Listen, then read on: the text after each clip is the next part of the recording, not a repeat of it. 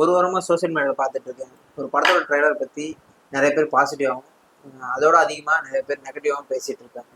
அப்படி என்னதான் இருக்குது அந்த ட்ரெய்லரில் அப்படின்னு நானும் அந்த ட்ரெய்லர் பார்த்தேன். அந்த ட்ரெய்லரை பற்றி என்னுடைய ஒப்பீனியனை இந்த வீடியோவில் பேச போகிறேன். தொடர்ந்து வீடியோ பாருங்கள். வெல்கம் டு சிஎம் இஸ்லாம். பார்த்துட்டியா? இல்லடா ட்ரெய்லர் எல்லாம் ஒரு பேசி. இந்த ட்ரெய்லர் ஒரு வாரத்துக்கு முன்னாடி ரிலீஸ் ஆச்சு. நேத்து தான் அந்த ட்ரெய்லரை பார்த்தேன். Bad girl. ஆமா, கரெக்டா பார்த்தியா? கரெக்டா பார்த்துட்டேன். பேட் கேர்ள் தான். சரி, என்ன பிரச்சனை தெரியலையே. மேபி வெற்றிமாறன் கூட பிரச்சனையா இருக்கும். முருகாஷுக்கும் ஒரு ஒன் ஆஃப் தி ப்ரொடியூசர் அவரை பத்தி ஒரு வார்த்தை யாருமே எதுவுமே பேசல. வெற்றிமாறன் மட்டும் பத்தி பேசுறதுக்கு அதுல என்ன தெரியலையே. மேபி அந்த பேர் தான். வேற என்ன? இது பேட் கேர்ள் வெற்றிமாறன். ஓகே. இதுக்கு முன்னாடி நிறைய படம் வந்து பாத்திருக்கியா? ஆல்பா மேன் பாத்துருக்கேன். அர்ஜுன் ரெட்டி, அனிமல் வந்திருக்குல்ல.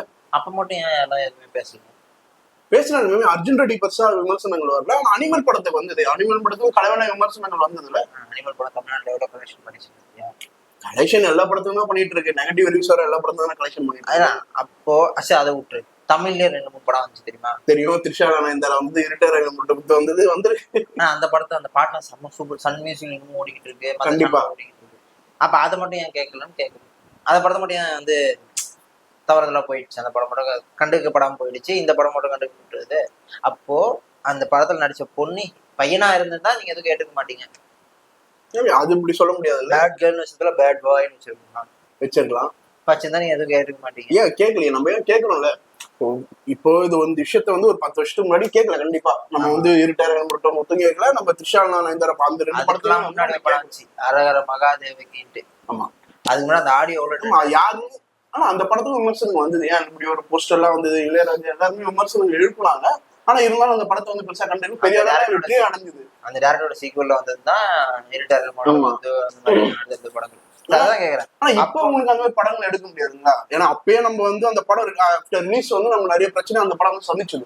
அதுக்கப்புறம் அந்த டேரக்டர் வந்து இப்படி ஒரு படமே எடுக்க மாட்டேன்னு சொல்லி அதுக்கப்புறம் எடுத்து ஒரு படம் எடுத்தாரு. அந்த படம் வந்து ரஜினிகாந்த் சொல்லி ஒரு படம் எடுத்தாரு. ரஜினிகாந்த் சொல்லி ஒரு படம் எடுத்தாரு. அந்த படம் வந்து ஆனா பெரிய அளவில் அந்த படம் போல. அதுக்கப்புறம் டேரக்டர் எங்க போனாருன்னு தெரியாது. ஸோ தமிழ் சினிமா வந்து அதை ஏத்துக்கல. கண்டிப்பா அந்த டேரக்டர் வந்து பேபி நம்ம வந்து கொண்டாடி இருந்தோம். அந்த டேரக்டர் வந்து பெரிய அளவு தூக்கி கொண்டாடினோம் அப்படின்னா அந்த தமிழ் சினிமா வந்து அவர் வேற ஒரு உச்சத்துக்கு கொண்டு போயிருவோம். இதை நம்ம அதை செய்யல. இது இப்பயும் சரி எப்பயும் சரி இந்த தமிழ் சினிமா அதை வந்து என்னைக்கும் செஞ்சது இல்லை என்ன பொறுத்த வரைக்கும். சரி, இது ட்ரைலர் தான் ரிலீஸ் ஆச்சு. இன்னும் படம் கூட ரிலீஸ் ஆகும். ஆனா அது படம் ரிலீஸ் ஆகி ஓடி கலெக்ஷன்லாம் வாங்கி போயிடுச்சு. சரி, அப்பயும் நீங்க கண்டுக்கல. ஓகே, இப்போ இதுக்கு ட்ரைலர் தான் ரிலீஸ். சென்சாருக்கு போனா இன்னும் இதை வச்சு அங்க என்ன இன்ஃப்ளூயன்ஸ் நடக்க போகுதுன்னு எனக்கும் தெரியல. ஸோ இப்போ சென்சார்ல இந்த படம் முழுசா வெளியே வருமானது எனக்கு தெரியல. ஹீரோயினே அவ மாதிரி தான் காமிச்சிருக்காங்க. கண்டிப்பா நீங்க பண்ணாலும் பண்ணுவீங்க. சத்தமா பேசுற பாரு. அதுக்கப்புறம் யூடியூப்ல சென்சார் கொண்டு வந்துருவானுங்க.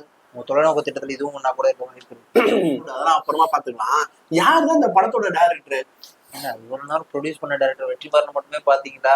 வருஷான்னு ஒரு நேம் இருக்கு. படத்தோட டைரக்டர் யாருமே கவனிக்கலையா? அவங்க தானா? என்ன அப்படி பேசிருக்காங்களா? ஏதோ பேசினாங்களா? ஆடியோ லான்ச்ல அவங்க சிம்பிளா ஒரே வார்த்தை தான் சொன்னாங்க. சிம்பிளா அவங்க சொன்ன அவ்வளவு கருத்தை ஒரே வார்த்தை சொல்லணும்னா, பெண்கள் வந்து மனிதர்களா பாருங்க, புனிதர்களா பாக்காதீங்கன்ற. நிறைய புனித பட்டம் கட்டி வச்சிருக்காங்க பெண்களை. தெரிய வந்து தாலியா இருக்கட்டும், எக்கச்சக்கமா இருக்கு. பீரியட்ஸ் தீட்டா இருக்கட்டும், எக்கச்சக்கம். அவங்க அதெல்லாம் விளக்கிட்டு எங்களையும் ஆஸ் ஏ ஹியூமன் பீயிங்கா பாருங்கன்னு தான் சொல்றாங்க. ஓகே, அந்த பேட்டிலேயே அவங்க அந்த மேடையிலேயே ஒரு விஷயத்தை அனௌன்ஸ் பண்றாங்க. எந்த விதத்துல இந்த படத்தை வந்து முன்னுதாரணமா நான் சொல்ல வரல. இப்படி ஒரு பாயிண்ட் பெண்களுக்குமே இருக்கு. ஏன் பெண்கள் மேல மட்டும் ஒரு சாயத்தை பூசிக்கிட்டே இருக்கீங்கன்னு தான் அவங்க கேட்டிருக்காங்க. அப்படியா? அப்படிதான் கேட்டிருக்காங்க. அவங்க எந்த விதத்திலும் அவங்க தெளிவா சொல்லிட்டாங்க. குடியை நான் ப்ரொமோட் பண்ணல, குடிக்க சொல்லல, எம்பவர்மெண்ட்டுக்கு இதெல்லாம் ஒரு வழின்னு நான் சொல்லல. நீ சட்டையை போடணும்னு சொல்ல, பெரியார் சொன்னதா பேண்ட் போடணும்னு நான் சொல்லல, இது பண்ணணும்னு சொல்லல. பட் நாங்க இதெல்லாம் போடுவோன்றது உங்களுக்கு ஏன் தெரியல அப்படின்னு தான் அவங்க கேட்கறாங்க. ஏன் ஆண்கள் மட்டும் தான் இதை பண்ணணும்னு எந்த ரூல் இருக்கு? பெண்களும் நாங்க பண்ணுவோம். இது மூலமா அப்படி ஒரு விஷயத்த தான் சொல்ல வர தவிர்த்து பெண்களை வந்து புனிதர்களா பாக்காதீங்க. ஒரே லைன் அவ்வளவுதான். புனிதர்களா பாக்காதீங்க, மனிதர்களா பாருங்க. அப்போ ட்ரைலருக்கும் படத்துக்கும் நிறைய வித்தியாசம் சொல்ல வரீங்க. இருக்கலாம். ஏன் இது இப்ப இந்த ஒரு ட்ரைலரை நீங்க ஏன் வந்து ஒரு வியாபார யுக்தியா பார்க்க கூடாது? இல்ல, இது எப்படி நம்ம வியாபார யுக்தியா நம்ம பார்க்க முடியும்? எனக்கு தெரிஞ்சு ஒரு பெரும்பாலான படங்கள் வச்சுக்கோங்க, ஒரு குறைந்தபட்ச படங்கள் வந்து ஒரு மெதுவான காட்சி அமைப்பு இருக்குன்னு வச்சுக்கோங்களேன். அதை வந்து ஃபாஸ்ட் அண்ட் பண்றதுக்கு இந்த மாதிரியான விஷயங்கள் பண்ணலாம்.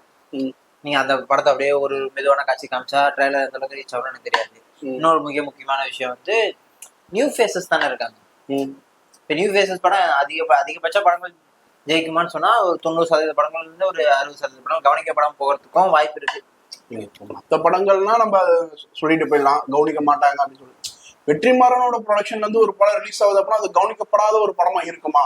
ஏன்னா வெற்றிமாறன் ப்ரொடக்ஷன் அப்படின்னா ஒரு பெரிய ப்ரொடக்ஷன், பெரிய இயக்குனர், அவரோட நேம்ல வந்து அந்த படம் ரிலீஸ் ஆகுது அப்படிங்கும்போது இப்படி ஒரு ட்ரைலர் கட்ட வச்சு இப்படி ஒரு இப்படி வச்சுதான் அந்த படத்தை வந்து ரிலீஸ் பண்ணுமா? சரி, உங்ககிட்ட இன்னொரு படத்தை பத்தி கேட்கறேன். வெற்றிமாறன் ரிலீஸ் பண்ண படம் தான் பாரம்னு ஒரு படம் ரிலீஸ் ஆயிருக்கு.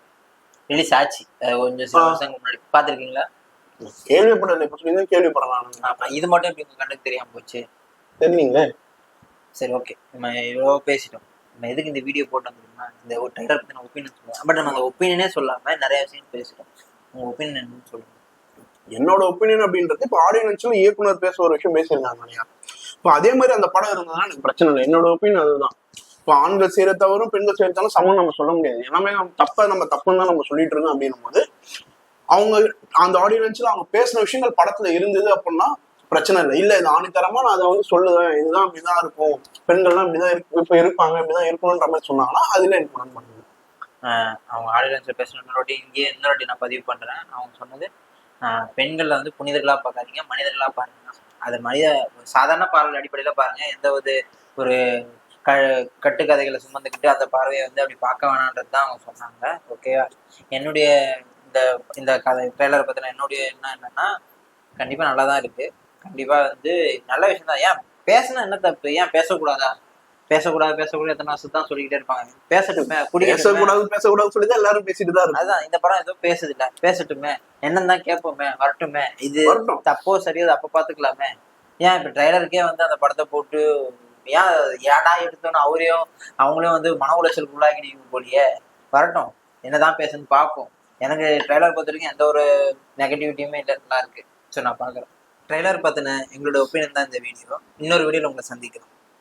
தொடர்ந்து எங்கள் சேனலை வாட்ச் பண்ணுங்க, சப்ஸ்கிரைப் பண்ணுங்க. அது வரைக்கும் உங்களிருந்து விடைபெறுவது செல்வா சதீஷ், ஆனந்த் கந்தசாமி.